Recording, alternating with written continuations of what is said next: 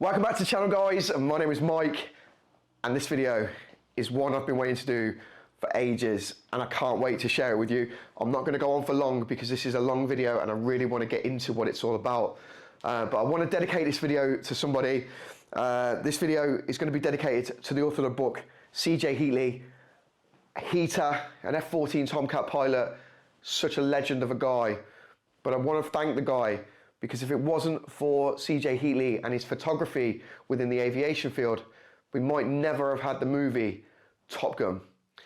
I'll explain why. This book here, The Cutting Edge, I've been trying to find this for absolutely ages, and it's an amazing book. Right, so this is basically all naval aviation photography taken by C.J. Heatley, who was the F-14 Tomcat pilot. The year was 1983, and Jerry Bruckheimer picked up a magazine called California Magazine. And the center page of that magazine was an article, and the article was titled Top Guns. They'd basically written of the lifestyle of an F-14 Tomcat pilot naval aviator.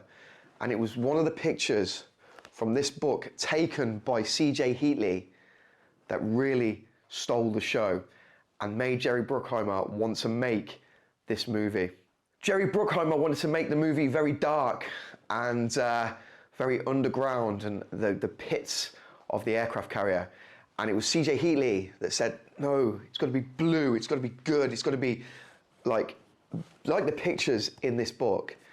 And it was the pictures in this book that transformed the movie into what we see today. And some of the pictures from this book were also in the movie. I want to show you this book because it's really hard to get. I've tried for years to get this book, and I finally found it at my old stomping ground at the Midland Air Museum. So thanks to Midland Air Museum for getting me this book. But we're going to move on with the video. I'm going to show you this book and all the pages in it, so you don't have to try and find this for years. I think everybody should see it, especially if you're a Top Gun fan. And there's a little surprise in this video as well. It's going to be read by no other than our favorite character, Maverick. Guys, I hope you enjoy this video.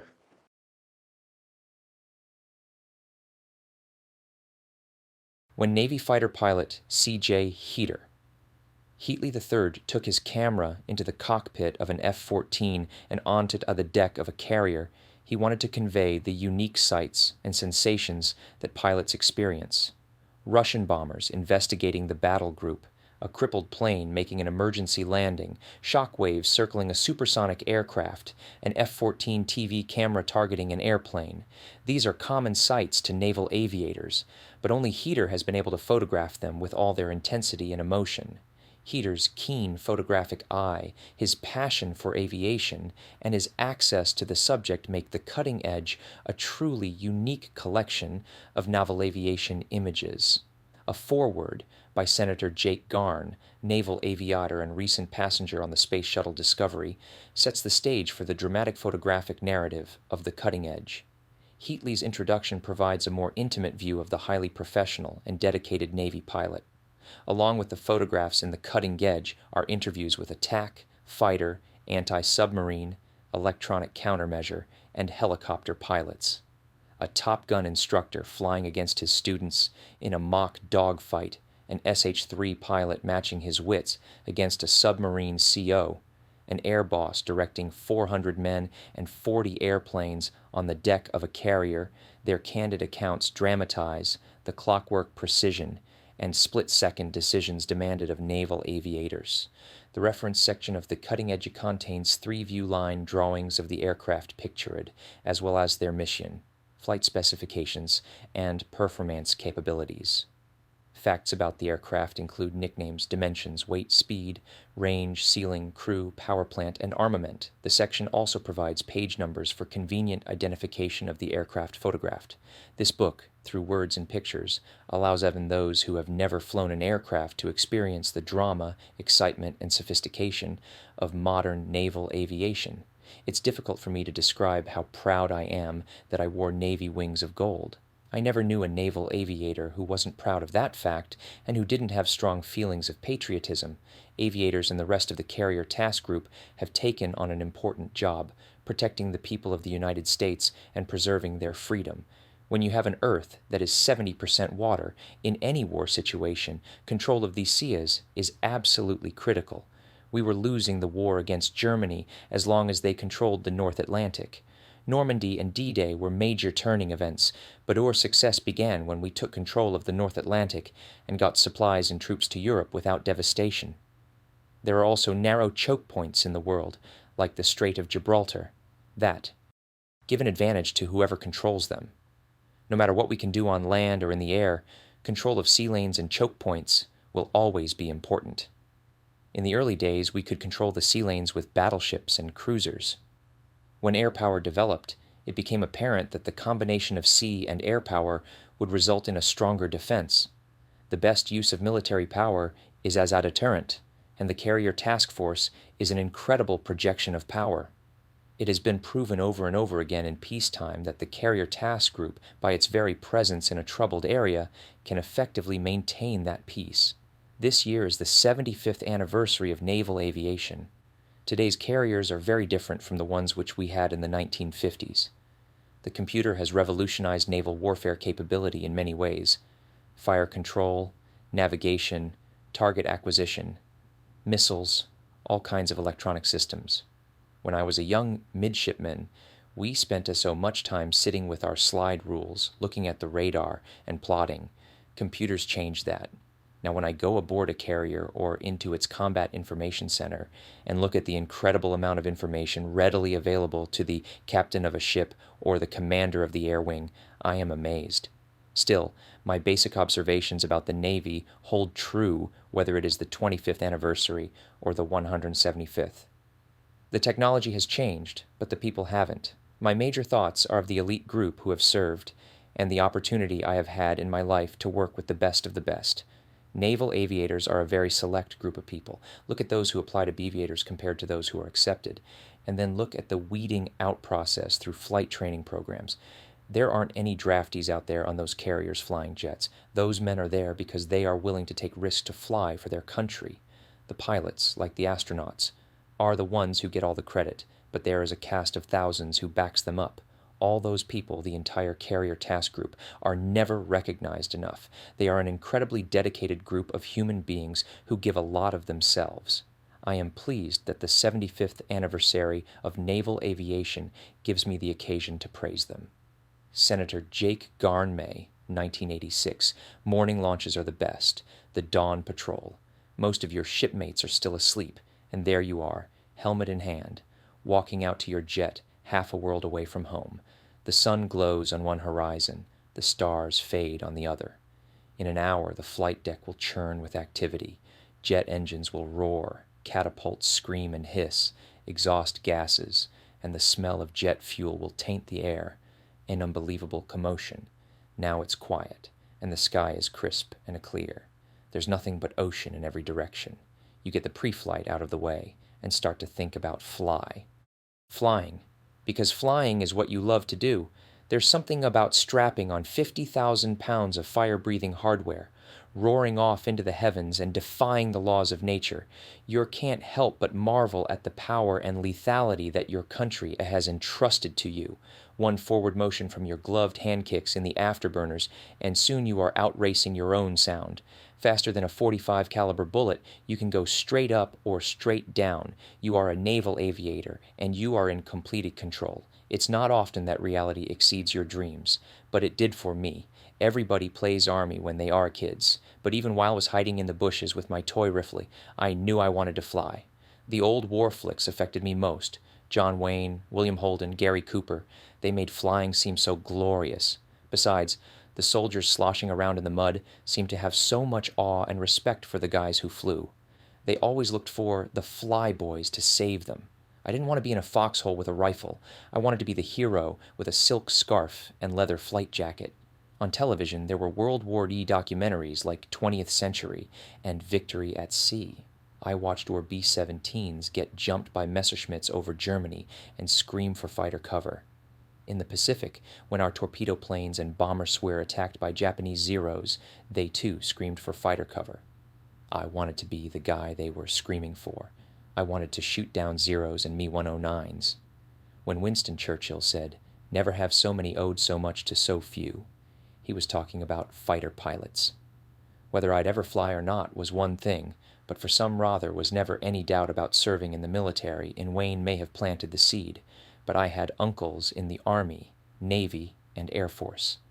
They fascinated me with stories whenever they'd stop by on leave and sent me their unit patches for MD collection.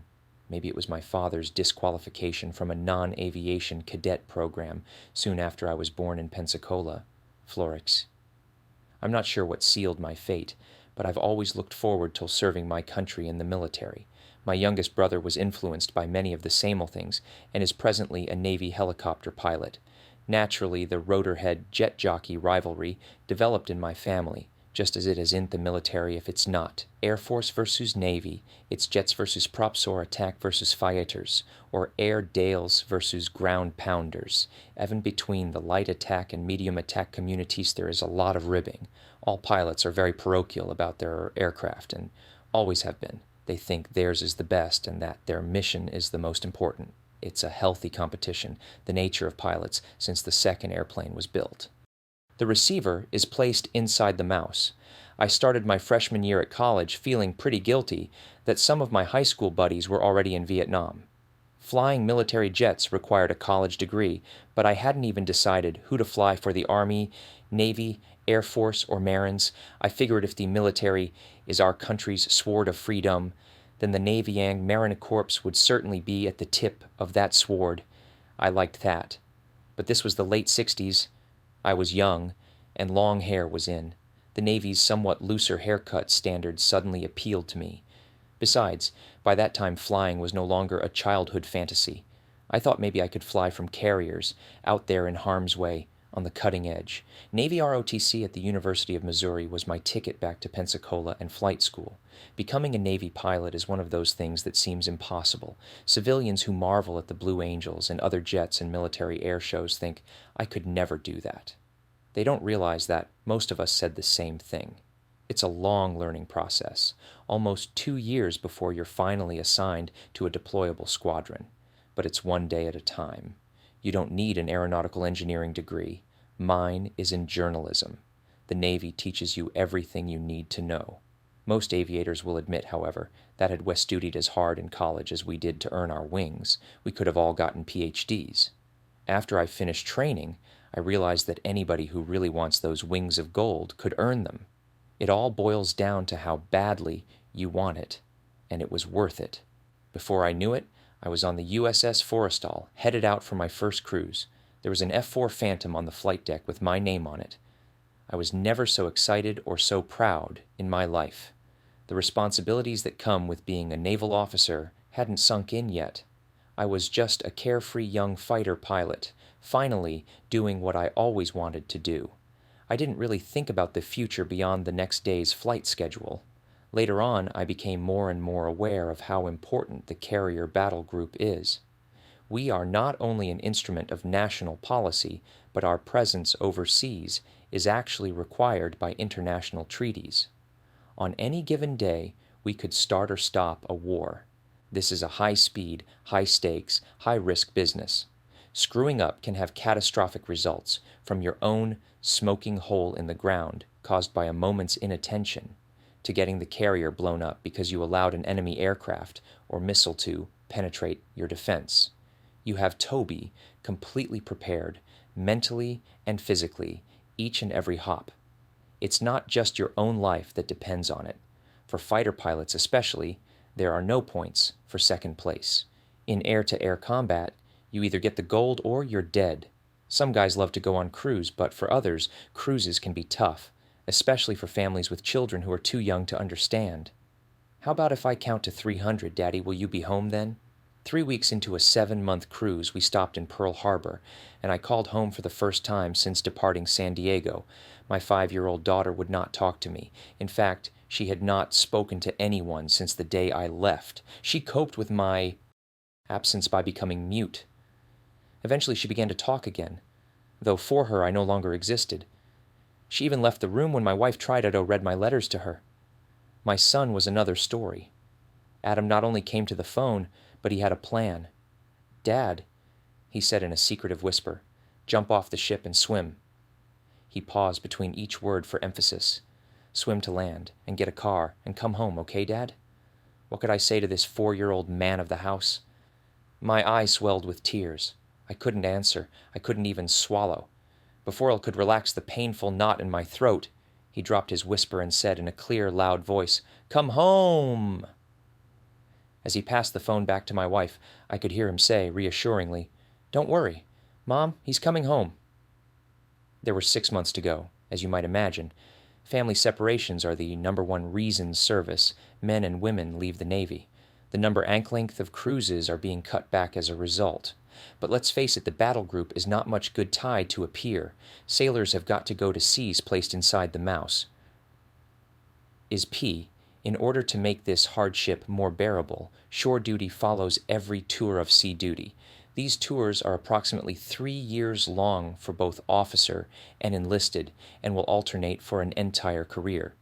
You're attached to a ship squadron or station. Most seagoing outfits are home-ported in the same area where shore billets are available, so sometimes you can stay in the same place for several years, even though you've been transferred to different units 2 or 3 times. Top Gun is one of those places.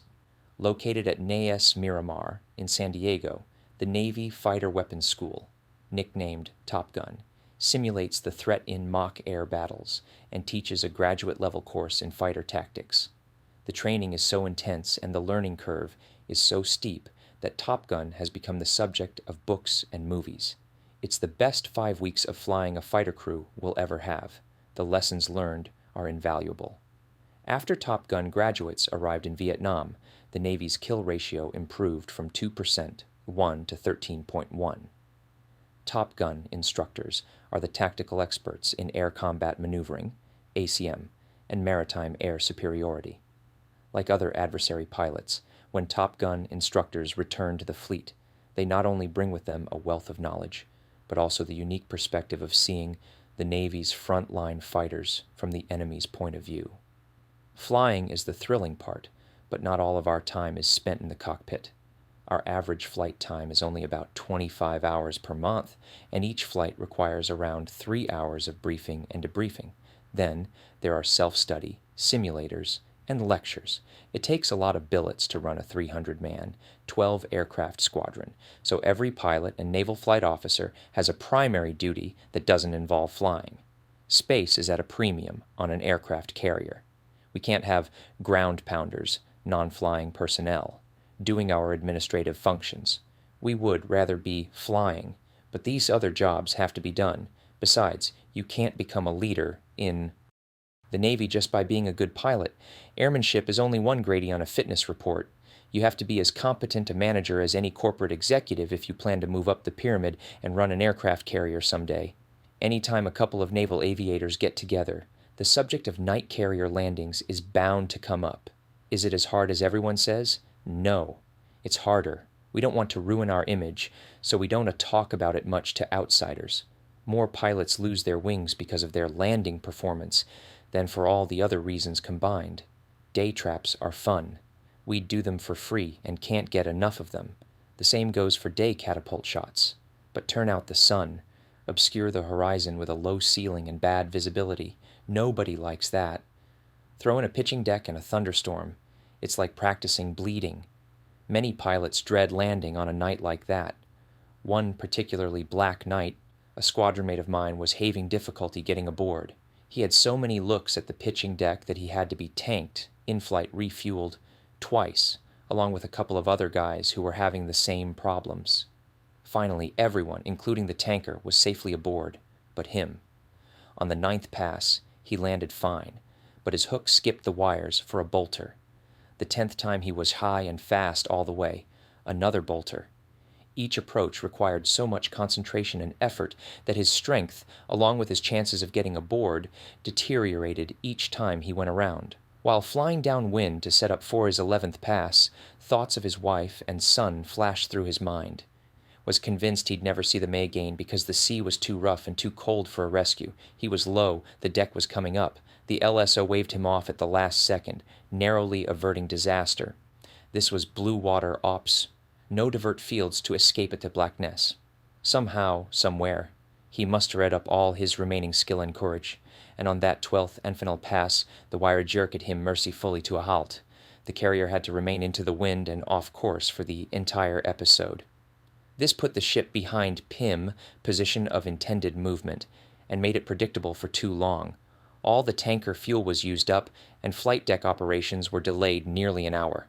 A normal recovery this wasn't, but then, again, this was not a normal night. When the pilot didn't show up in maintenance control to fill out the usual post-flight paperwork, I went looking for him. I found him in the passageway, halfway to the ready room, unable and weeping. His flight gear appeared to weigh a ton. As I approached, another step, he was slumped against the bulkhead, exhausted. His helmet dropped from his hand and bounced off the deck. He was wasted, emotionally and physically drained. I thought was it. Heater, he said, visibly relieved that a stranger was not witnessing such a sight. After the 8th or 9th pass, I knew I was dead. Every tailhooker has his turn in the barrel sooner or later. You just have to take a deep breath and try to say, what doesn't kill you makes you tougher. That particular pilot flew superbly the rest of the cruise and was a great LSO on the next one. Today, he's an instructor teaching young pilots how to land aboard a carriorby. Hard to imagine that people stationed together on it may. The same ship could be strangers. But an aircraft carrier is no ordinary ship. We're a floating city with over 5,000 guys aboard. We've got a post office, library, TV and radio stations, convenience stores, laundry, dry cleaners, chapel, you name it. Everything but a bowling alley. It's a large community where you don't often get to visit all the neighborhoods. I notice it most when I'm taking pictures. After 6 months on cruise, I still see new faces, mostly young faces. The average age for the entire air wing and ship's company is 12 years old. Watching them launch and recover aircraft and operate this billion-dollar national asset, which we call the boat, is an impressive sight that I've tried to capture on film. It's also a challenge to record the violence, intensity, and emotion of a night carrier landing. A camera is a good way to share these experiences. To fill the void created by 6 months of separation, I wanted to create a special slideshow, a visual diary of the cruise to show our families and friends when we're turned. I wanted it to help them understand what each man went through and how important his contributions are to the overall effort. Both the battle group and the air wing are a team effort. Individuals with specialized skills work together as a coordinated unit. In the air wing, each aircraft has its own specialty. The battle group commander, Posey, tions his submarines and surface ships in a manner that best protects the carrier. The E-2C Hawkeye, with its long-range radar, launches as the eyes of the fleet. An SH-3 Hilo is always airborne during flight operations for its SAR, search and rescue capability. A swimmer is part of the crew in case someone is blown overboard or parachutes into the sea. The SH-3's RELA mission is ASW, anti-submarine warfare, so when he's not plane guarding, he looks for enemy subs. The S-3 Viking looks for subs too, but with its tremendous range, he's able to operate far from the ship. Several fighters position themselves around the carrier in a zone defense. Others escort the strike group, while still more top off their tanks and proceed to the target area to establish air superiority. Whoever needs fuel gets it from designated A6 and A7 tankers before or after the mission. The EA6 Prowler jams enemy radars and radio frequencies, while the EA3 Sky Warrior gathers all sorts of intelligence by monitoring the enemy's entire electronic spectrum. This all sets the stage for the reason there are carriers and carrier battle groups in the first place: power projection, the ability to cross the beach and do battle in the enemy's backyard. Getting bombs, bullets, and rockets on target is the attack community's business. They're the ones that score. That means A7 Corsairs, A6 Intruders, and the new FA-18 Hornets. The rest of us are supporting players, from the largest ship in the battle group to the guy who swabs the deck. We're all part of a 12-ship, 90 aircraft, 8,000-man team where everyone has a job to do, some more glamorous than others, but all vitally important. Hollywood may have attracted me to the military, but it certainly didn't keep me there. Like many servicemen, I'm often asked, why didn't you get out? Higher-paying civilian jobs that allow you to go home at night are certainly attractive. But I just don't think home would be the same without the Navy out there on the cutting edge. I have a job with dignity and purpose. I am surrounded by extremely talented and dedicated people. That's what keeps me in. C.J. Heatley, 3rd He Flight Deck, is the most chaotic-looking and noisy evolution I've ever heard. There is no margin for error. There are 40 airplanes out there. If they were in the Air Force, they'd be spotted over acre of land, but they are all pinned to a tiny flight deck, and anywhere from 30 to 40 of them are turning up their engines. That's an awful lot of engines turning at one time, and the catapults and arresting gear engines are noisy. Everyone wears ear protection. We still hear everything. It just reduces the decibels so that it doesn't hurt. Some of us wear a two-way communication helmet, so besides all the noiso are inundated with voice calls. The radio in the helmet is used partly for safety, in case we need to stop something from making a mess on the deck. If you don't launch or land an airplane about every 35 seconds, then the ship is steaming into the wind too long, and we're too predictable. The more efficiently we get airplanes on and off the deck during cyclic operations, the less predictable the battle group. You can only land or launch when the wind blows down the deck, so for about 20 minutes the ship is very vulnerable. It can't jink away from torpedoes. All the seconds add up, and if one squadron is continually late in landing, the recovery is delayed by minutes. If we take too long, the ship may run into shoals or an island, and then instead of going about its business, the ship has to turn around and head back into the wind. A flight deck officer coordinates launch and recovery of the aircraft and must account to the air boss. To maintain cyclic operations, you always have to think 2 events ahead. It gets to be a long day, 16 hours on your feet on a steel deck. You have to spot the deck before, during, and after the 12 hours of flying, and then you still have administrative duties. There are 5,000 men on board, with a lot of them right up on the flight deck. I enjoy the rapport between officers and junior people on the flight deck, since most of the men up there are enlisted. It's fun to watch them develop on the flight deck there. Are a lot of Indians and very few chiefs. It's a fun job. In spatial relations, will that plane fit in that hole? Can you upload or download ordnance? I think of it as an integrated orchestra between weapons, air wing maintenance, AIM crew, and the air department. A flight deck officer here are usually 2 catapult officers, one on the waist and one on the bow of the flight deck. Between us, we alternate launching a plane every 45 seconds. Behind the catapult is a JBD, jet blast deflector, which helps stop the jet blast of air at takeoff. It is about 10 feet high and like a steel barn door.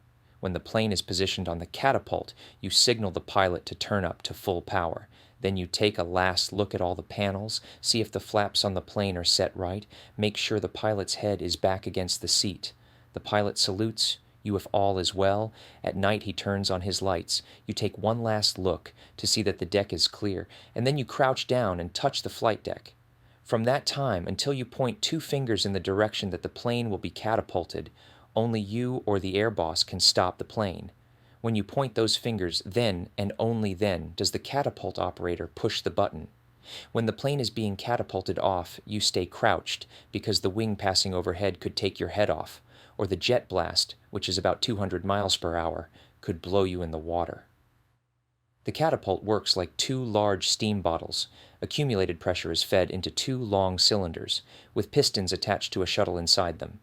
When the steam valves open, the steam enters at a rate, which determines the plane's airspeed. You determine the amount of steam by considering the weight and type of aircraft. Usually you give them 10 knots over what they need to get airborne. The FDO, flight deck officer, sequences the aircraft to the catapults. The catapults have to build up steam, so you don't want to go from a very light plane, like the A-7E, with a max takeoff weight of 42,000 pounds, to something very heavy, like the A-3, with a max of 82,000 pounds. Waiting to build up steam wastes time. The FDO also has to figure who has launch priority in order to reach their target time. It's like putting a jigsaw puzzle together in your head. A catapult officer. getting airborne is the only phase of carrier aviation that you, as a pilot, have no control over. It is kind of unsettling to depend on the ship to get you airborne, because there is always the chance that it will go wrong. You either fly or get dumped in the water. The initial acceleration is so fast that it feels like you slow down after leaving the deck. You go from 0 to 150 knots instantly. At night, it takes your brain 2 or 3 seconds to settle down after the cat stroke. We call it getting behind the airplane. You can't see if you are flying or not, and your inner ear is totally fooled by the acceleration. Even the instruments lag during the cat stroke, so you're launching on procedures and blind faith. An A6 pilot fanned flight patterns of aircraft. I also command the end movement of 400 ROM, the pry-fly tower the air boss controls fueling, launch, recovery, timed, that cat's and arresting gear function, that handling and fire to 500 people, and must be sure that aircraft are fueled and posy equipment work. It is unacceptable to be late. In cyclic ops, we launch about 20 diplanes and then position another set. We must ensure that personnel wear proper clothing and protection, and that they stay away from the jet intake suction. Sometimes planes I launch and land at the same time. With such close tolerance in the pattern, launching aircraft must stay at 500 feet until they are well clear of the landing pattern.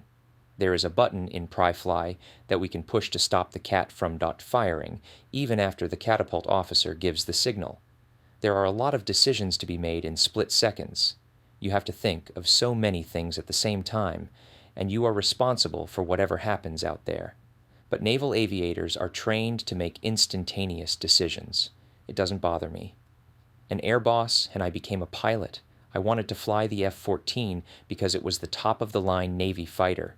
The F-14 has missiles that no other plane in the world has long-range Phoenix missiles, so a lot of our mock fights could be finished more than 30 miles from the airplane. The Phoenix missile weighs 1,000 pounds, and once activated, chases its target until it finds it. The F-14 also carries 4 sidewinders, 4 Sparrows, and guns. The variable sweep wings enable us to set them at 68 degrees to fly fast, or sweepen them out to 20 degrees to land slow and stable. When the new F-14D gets more powerful engines, those wings are going to make it the toughest fighter in the world, in any arena, long range, medium range, close range, and dogfight. Nothing will be able to touch it. The F-14 is easy to sight in a dogfight because of its size, but there are some advantages to being big. You can carry the Phoenix, and you can carry a lot of gas. The F-14 doesn't have to tank to make normal cycle time. Because of its size, the F-14 can carry a camera in its nose and a TV screen in the cockpit. No matter what the radar says, we must have visual identification of the target before we can launch a missile. The TV camera gives me extended range visual identification, and I can shoot first. When bombers make a surgical strike, the fighters act as their cover. On cruise, we are usually on SIAP, Combat Air Patrol, acting in a defensive role. Since the enemy can launch cruise missiles from a couple hundred miles out, we need to be out there too, ready to shoot their platform down before they can fire. We are like a zone defense in football or basketball, protecting against intruders. An F-14 pilot, he EA-6B, is a modified A-6. Instead of 2 men cruise, we have 4T. The canopies are actually gold-plated, because back when the EA-6B first came out, they worried about the effects of electronic radiation on the crew. There aren't any, but if you see an EA-6B in the sunlight, the canopy just gleams gold. We practice electronic warfare by denying the enemy use of their radar. We decide which aircraft are threats and which are friendly, and then the transmitters in our external pods jam the highest threat radar systems. If we can jam their radars, then they can't detect or track our planes. When we're up against early warning radar, which has lower frequency and longer range, it is easier to jam. In that case, the closer we fly to the aircraft that we are protecting, the better. The enemy uses airborne intercept radar when they want to lock up on the target and give strike aircraft a firing solution. Then, the situation is more critical. I like the EA-6B because you are involved in everyone else's mission. We can pass information to the E-2 or pass radar signals to the ASW, anti-submarine warfare, aircraft. We fly all the mission scenarios. It's kind of a warfare specialty, playing in everybody else's game. We usually work closely with the S-3. The S-3 provides anti-submarine outer zone offense capability. It carries torpedoes, depth bombs, harpoon missiles, rockets, conventional bombs, and can acoustically measure if an attack is valid. It usually flies double or triple cycles because it carries lots of fuel. The S-3 has flown up to 1,000 miles from the carrier to prosecute a contact, which is why the E-2C often uses them to investigate or assist in targeting surface contacts. With their radio relay pod, they can communicate what they see to all units of the battle force. With FLIR, forward-looking infrared, they can classify targets at night. The S-3 is a safe plane because it lands at a slower speed. It is the only plane that can land and launch in the carrier in a tailwind. An EA-6B pilot, only a few completely assembled bombs and missile SARE in the ready service lockers. Components of the ordnance have to be broken out of storage areas before assembling. Until then, it is all kept separate. We usually use Themis decks as workspace. Sometimes we assemble during the night. Then there are special bomb elevators that give direct access from the magazine to the flight deck. On the flight deck, bombs and missiles are kept on the starboard side of the island, what they call the bomb farm, prior to being loaded on the aircraft. Before the planes taxi to Thikat, you check to be sure their ordnance is correct. Right before they take off, you arm it. If a plane still has ordnance on when it lands, ordnance personnel safe, the missiles as soon as the plane taxis clear of the landing area. You have to remember that if it weren't for the ordnance, we wouldn't be out on cruise. An ordnance officer. Then the A-7 was developed in the mid-60s. The objective was to way-deliver more bombs further. They didn't necessarily have a more accurate delivery system. That was improved, and now the A-7F is very accurate. Multiple plane flights to defend against. With the A-7 you need enemy missiles, guns, electronic warfare. We learn how to fly informations to protect ourselves, at night in flights of 2 or more, and in the day 4 or more. We usually fly light attack missions, bombing an assigned target. Sometimes we fly close air support, which is mostly a Marine mission, bombing close to our own troops to drive back opposing forces. The A-7 has less than all-weather strike capability, because so much of what the pilot does is visual.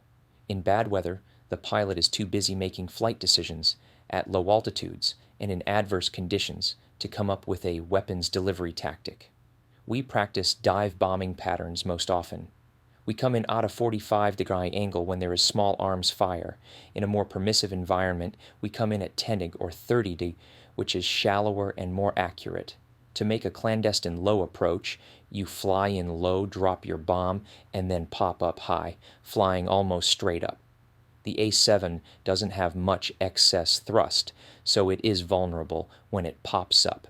You seldom fly an A-7 without a flight leader or section leader flying near you, so there is a lot of competition within the squadron because you can observe the other planes so closely.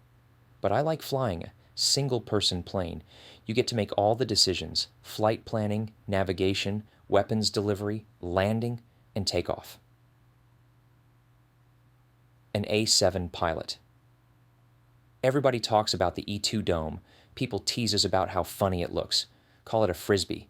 But I say, beauty is in the eye of the beholder. The dome is neutral in takeoff or flight. It provides as much lift as parasitic drag. In a 3 million cubic mile area, nothing moves on land, air, or water without our knowledge. We have a number of radios, UHF, HF, data link, and passive receivers that give off no RF energy. We share coded data link on a two-way communication with the Tomcat and provide one-way information to light and medium attack planes. We are also the link to all surface craft, reporting directly to Alpha Bravo, the battle group coordinator. The entire air wing is structured around mutual support, and the E-2 is the integrator. We are the eyes of the fleet. An E-2C pilot. Eider pilots always want to dogfight. That's the whole reason they've become fighter pilots.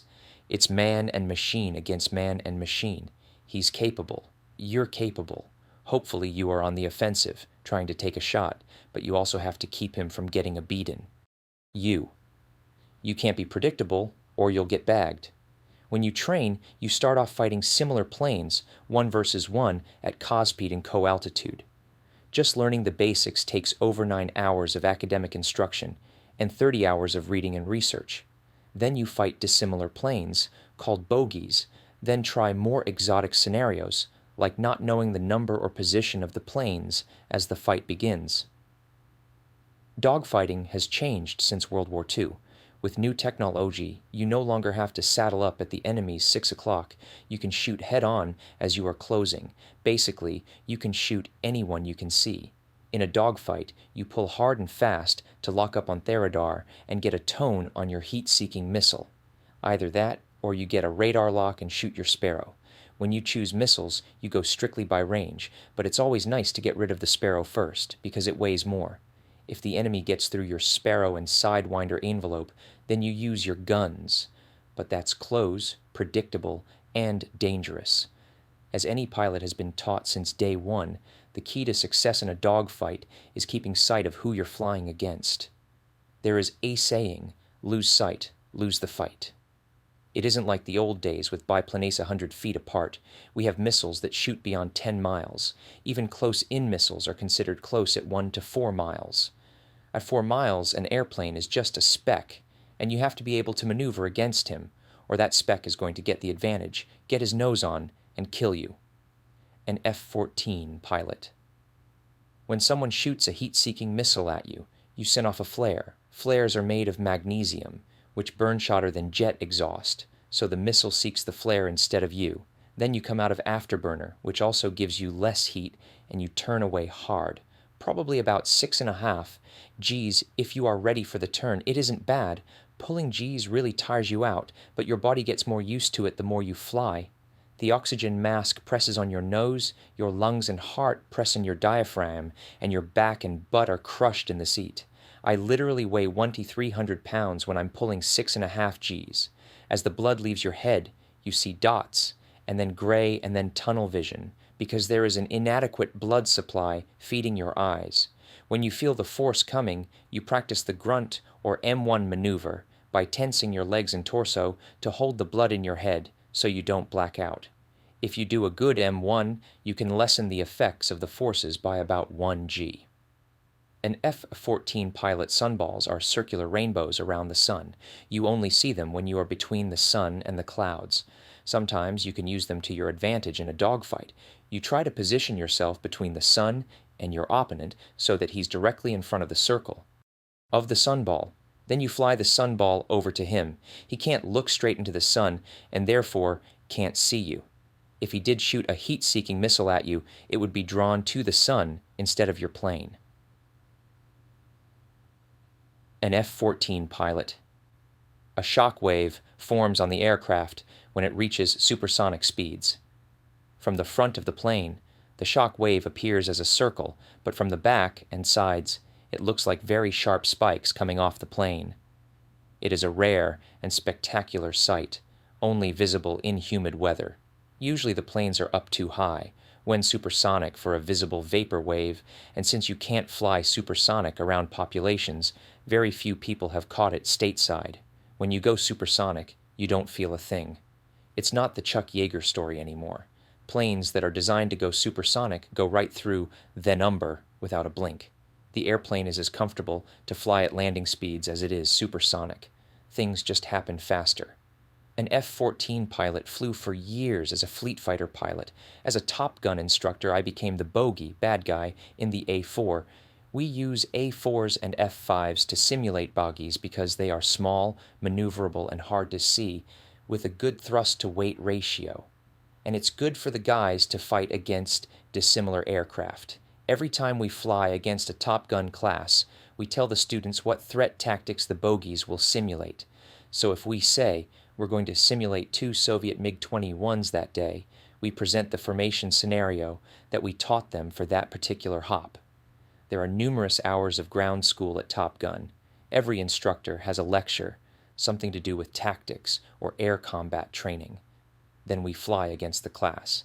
Every day that we act as Abed Guy, we have to evaluate the good guy's tactics, what might work better or where he went wrong, like in guns defense, or some area where he could fly his airplane more efficiently. You point those things out and debrief what they did good and what needs improvement, so that when it's over, they can go back and teach other aircrew in their squadron. It's difficult to take the ego out of the fight and to remember that you are the teacher. It's like being a sparring partner.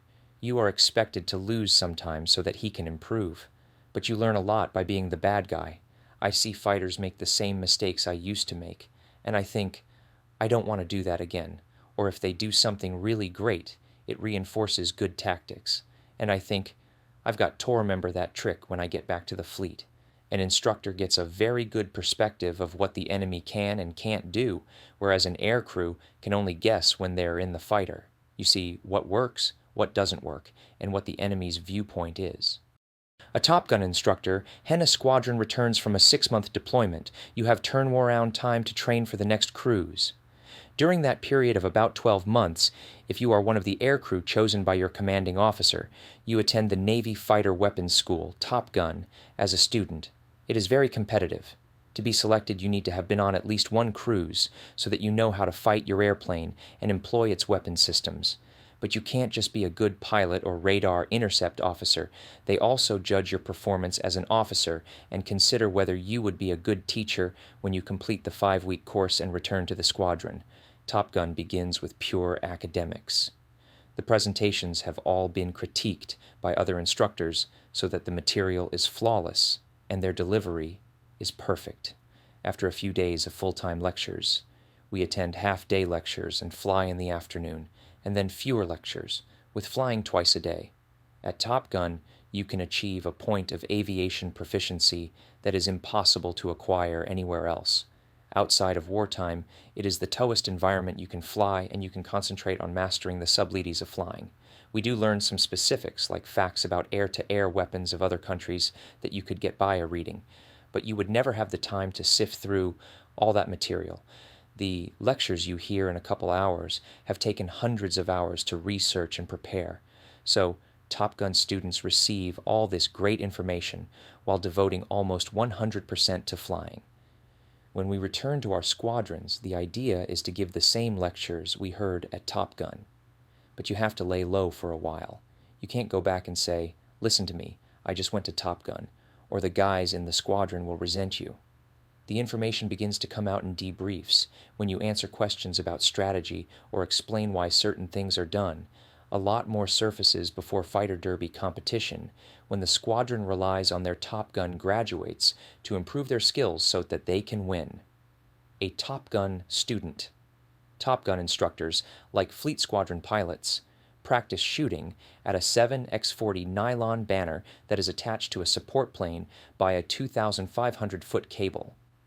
The banner is much smaller than an aircraft, so shooting at it is a good way to practice air-to-air gunnery using the gun sight.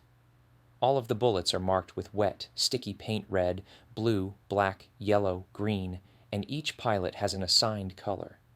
That way, when the exercise is over, we can count the different colored marks on the banner and see who hit it the most. A Top Gun instructor, though a carrier is enormous. Landing an airplane on one is still, only got 400 feet of runway in front of you before you hit the water. A game of inches. When you touch down on an aircraft carrier, there are 4 arresting wires, 45 feet apart. Your target is V wire, number 3. If you are a foot high, you can bolter, miss all the wires. If you are low, you can catch early wires, or worse yet, crash into the ship. Sometimes, you can get a spitting wire, one that catches the tail hook and then bounces off. As the LSO, landing signal officer, I stand on the back of the "but in case." Usually doesn't happen. I rate their passes with one of a ship. The LSO has a radio, just in case the pilot needs assistance. 4 grades. Okay is a green pass. That's an excellent pass, or one with very timely and precise corrections for minor deviations. A pass is not as good, but still safe. The next is no grade, dangerous to yourself, other people, and other planes. A cut pass is the worst, so unsafe that it could easily result in a mishap. The average naval aviator is real good at what he does. He does it for a living, and he's proud of it. Therein lies the fraternity, as the LSO. I have to critique the pilot's abilities, what they hold dearest, and they are always defensive. so you have to develop credibility, be consistent, stress the positive. Most pilots have a love-hate relationship with the LSO until it's night or bad weather. Then it's clear that I have the responsibility for saving a life or an airplane. Night is the great equalizer. A landing signal officer. Day landings are fun. We look forward to them, get as many as we can. D-work during the daytime is like a ride at the carnival, no anxiety at all. Usually I join up over the ship for eye landings, with all the different types of planes circling at different altitudes. As soon as the deck is cleared, the fighters go down, and then the light attack planes, and then one airplane lands approximately every 45 seconds. Tramping on a carrier is violent. The seat restraint harness owed, and when the airplane stops in 2 seconds, you are thrown mildly forward and hang in the straps. You always prepare for a go-round in case the tail hook misses the wire.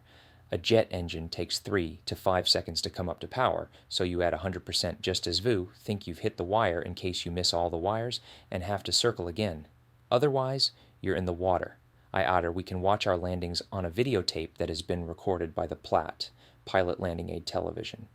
The PLAT uses a combination of 2 cameras, one mounted on the center line of the ship, and one manually operated in a glass-enclosed area below the bridge. The LSO can watch the PLAT, but his own eyes are better, because the PLAT is one-dimensional and only shows basic trends. We do our first carrier landing in the training command in a T-Tooch Buckeye. That separates the men from the boys pretty early. It is nothing like landing a fighter.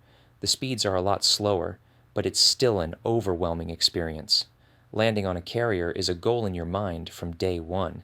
You've seen movies and pictures and talked to other people about it. Some of the edge is taken off with practice, but it's still hard to anticipate. You go from 150 miles per hour to nothing in 2 seconds. An FA-18 pilot. When you fly blue water operations, there is no place for the airplane and land except on the carrier. If a plane's landing gear is broken, the Warristing cable can wrap around it, slewing the airplane to the right, where it can crash into people or parked airplanes. If there's an emergency, we land everyone else first and put up the jet blast deflectors and protect the other airplanes.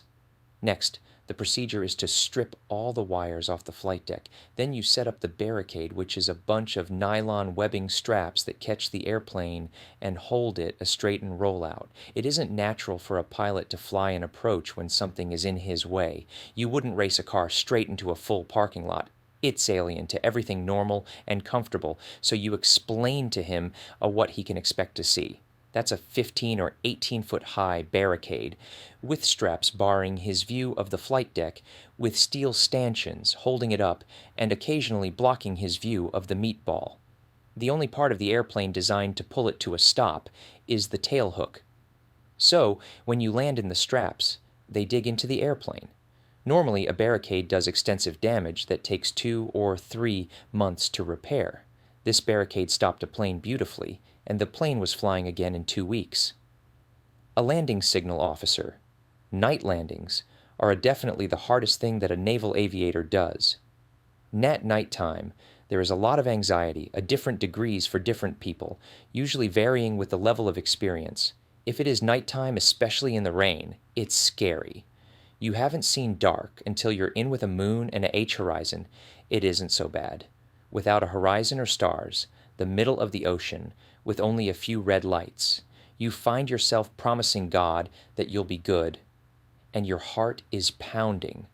When you get together to land at night, everybody is stacked. It's called the Marshall pattern. You start at 5,000 feet, and ever 1,000 feet above, that is another guy a mile further back. So at 20 miles, you are at 5,000 feet. At 21 miles, you are at 6,000 feet. The split in miles and in altitude is for safety. Every minute somebody leaves the circle, they tell you your push time, and as you hit that number, you have to be right on altitude. Everyone goes down by that same path. They did a study in Vietnam, monitoring heart rate, breathing, and some other biological functions. They studied pilots during cat strokes, trips over to Indian country, refueling, getting missiles shot at them, forming up afterwards, and night landings. The thing that pegged out the needles, that caused the most stress, was the night landings. The most concern at night is the amount of gas and the weather conditions. If you have a lot of gas, you might be relaxed enough to make a normal approach and land. But if your gas is low, you might get uptight and think, if I miss, I might have to divert to a foreign field, might have to go tank, I might have to take a barricade. One day, you may have a great landing, and then the next day, it's as if snakes air in the cockpit. It often depends on your physiological condition. That day, all kinds of intangibles. Everybody has his night in the barrel, making pass after pass. An A7 pilot at night, at 3/4 of a mile, the LSO says, "Roger ball," meaning he has control of the pass. You listen to him and watch the ball. On the left side of the carrier deck area, vertical and a horizontal row of lights, called the Fresnelon's optical landing system. They fan out into a bar, with an effective focal length of 150 feet. An orange ball of light called the meatball is aligned with a row of green lights. If the orange light is above the green lights, you are above glide path. If it is below, you are too low. When the orange is in a straight row with the green, the glide path is perfect. Around the meatball are red lights that are normally off. If they flash, that's a wave off, meaning it isn't safe to land. There are only 10 to 12 seconds from when we enter the groove to when we touch down, so that is all the time they have to wave us off. An S3 pilot. I'm what they call a yellow shirt. When a plane is up and ready to launch, we direct it to the catapult. When it lands, we direct it to the proper place. There are 5 or 6 yellow shirts in each of the 3 fly arriers, and they try to break us of the habit of walking with the plane. We are supposed to direct it through our territory and then pass it off to the next guy. A good aircraft director doesn't care what type of plane he's directing. On the flight deck, we have a Mickey Mouse radio, but we use mostly hand signals. You can talk all day with your hands. Every place on the ship has a common sense signal. Like if you want to park a plane in the pocket, you just reach around and pat your back pocket. There is constant danger on the flight deck, so you have to be 100% all the time. You can be sucked up, run over, blown over, knocked down. I've had warm jet wash hit me at knee level and blow me through the air 10 or 12 feet before I could catch on to something. We always practice safety because you want to come back with the same number of men you left with. To stay sharp, we have fire drills every 1 to 3 days.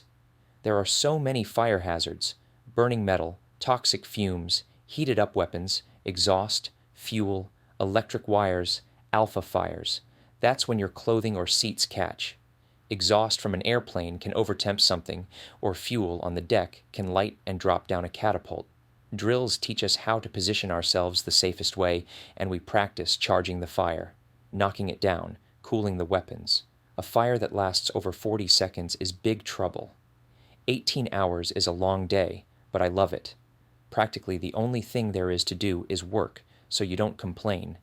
Non-rated personnel sleep in the animal coop with 50 to 100 men in a room. Petty officers are luckier. We stay in rooms with 30 to 40 men. All we have is our bunk and what we call a coffin locker, because the lid raises up and down. It's amazing how men can make that one little space look like home. They try their best to entertain us. About once a month they have boxing or volleyball. Then there's the Gonzo Olympics when you enter the Indian Ocean. Some days they have safety stand down, but we call it Steel Beach, because they talk to us about safety for a while, and then everyone just lays around and reads and listens to music on deck. Of course, you're lonely on cruise. All you see is men. You have to harden yourself. I call it getting in the cruise mode. Once you get in that mode, the days just pass. Half the time, you don't know what day it is. A petty officer. The mission of the H-46 is Vertrep, vertical replenishment.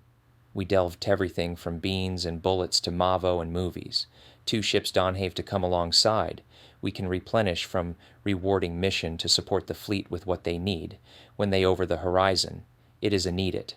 I also like the camaraderie of detachment life, and in the H-46 the commanding officer is often a lieutenant commander, which gives you an opportunity early in your career to have the responsibility of command. We work closely with the surface force, sustaining the battle group and keeping them flexible. We service Navy ships of all types, as long as they have an 8x8 landing area, Unlike the fixed wings, we can land on decks much smaller than a carrier's. But the small boys, the destroyers and frigates, are harder to service in rough seas. They pitch more. The tandem rotors of the H-46 make us more maneuverable, give use a stable platform for hovering. There are 2 enlisted men in back. They look down what we call the hellhole, and when the helo is in position, they say, "I have the load," then "Load is clear, easy up." We try to minimize time by practicing our aim, because time with 2 ships alongside is always more dangerous.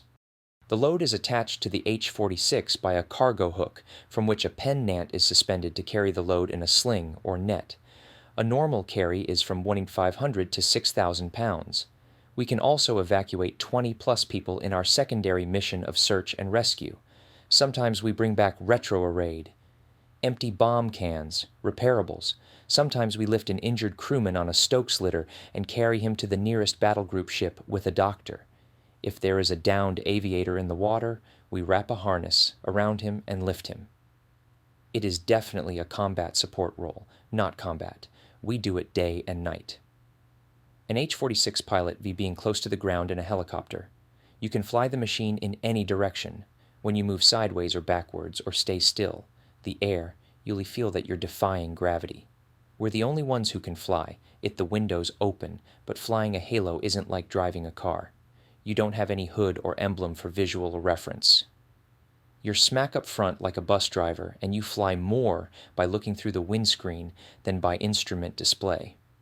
We have fewer aids than the fixed wings, have to get us on and off the ship. Without electronic glide slope information, we decelerate and stop using only our judgment and brakes. We don't have to land on the angle deck. We could land in a farmer's field if we had to. But, unlike a fixed-wing pilot, we know that if there's a problem, we can never jump out or eject. The SH-3 employs both sonobuoys and active sonar in its anti-submarine role. A sonobuoy is a cylinder that weighs about 30 pounds. A parachute or rotachute drops the sonobuoy in the water. Then it puts out an antenna and a hydrophone, gives off Enerav-listens to the echoes, and relays that information to the helo. Active sonar is different. We hover at 40 feet and dip it in the water. When you're hovering, you can't tell if you're moving over the water or not. Doppler radar helps you hold the helo steady while dipping the sonar. It's a challenge to keep track of a moving sub and to match your wits against a submarine CO. We practice anti-submarine warfare against American subs in the battle group, and when we find an enemy sub, we practice tracking it. Submarines have several devices that give false sonar contacts, targets that run off and act like submarines, air bubbles, or noisemakers. They can come to a dead stop, which confuses us because then the submarine looks like a false contact. Sometimes they sink, try to make the sonar go through changes in water temperature so that it doesn't work as well. The best way to shoot a sub is to hover with a sonar contact and drop a torpedo. That way there is no navigation error. You just shoot it and watch it go without worrying about inaccuracies. If the sub is fast, you drop the torpedo ahead of him. You may wonder how I made the photographs for this book. It shot more than 500 rolls of color slide film rated from ISO 25 to 1600. The majority of images were captured on Kodachrome 64 and Fujichrome 100. I used 3 motor-driven Nikon F3s with Nikkor lenses from 6mm to 400mm. The equipment took quite a beating in the map case of my F-14 during carrier takeoffs and landings. I took at least one camera with me on every sortie, even in the high-altitude environment. No modifications or special lubricants were necessary. Lens filters for special effects were never used, not even a UV or skylight. This cost me a couple of lenses, but shooting through the curved, scratched plexiglass canopy was all the extraneous material I wanted between my subject and the film. That way, I got the sharpest possible picture, and you see exactly what I saw. C.J. Heatley III, Charles James. Heatley III was born in Pensacola, Florida, the cradle of naval aviation. In 1972, he graduated from the University of Missouri with a degree in photojournalism. After college, Heatley joined the Navy and earned his wings as a fighter pilot, accumulating more than 4,200 flight hours and 620 carrier landings with VF-74. Top Gun, the 64th and 65th aggressor squadrons, the 4477th Test and Evaluation Squadron, VF-1 and VF-124. Heatley has been an instructor at both the Navy and Air Force fighter weapons schools, author of various articles on air combat maneuvering and camouflage paint schemes. He is currently the executive officer at VF-124. Nas Miramar, The Cutting Edge is Heatley's first book, although the Navy, Air Force, and Marines have often used his photographs in military publications, lectures, and briefings. Heatley lives in San Diego, California, with his wife Kay, an art director, and their children Sparrow Rhiannon and Adam Michael. Senator Jake Garn spent many hours flying with his father, a World War I pilot and owner of one of Utah's first airplanes. At age 16, Garn qualified for his pilot's license. After graduating from the University of Utah with a BS degree, he was commissioned in the U.S. Navy and earned his wings. Garn served in the Navy from 1956 to 1960. He spent most of that time based in Japan with Patrol Squadron. In 1960, Garn returned to Salt Lake City, where he continued to fly, joining the Utah Air National Guard, from which he retired as a full colonel in 1979. He also became involved in politics. After serving as mayor of Salt Lake City, he was elected to the United States Senate in 1974, where he continues to serve the people of Utah. In November 1984, Senator Garn was selected to train as a payload specialist for a space shuttle flight. He flew on the Space Shuttle Discovery, which launched on April 12, 1985, and landed 7 days later after orbiting Earth 109 times.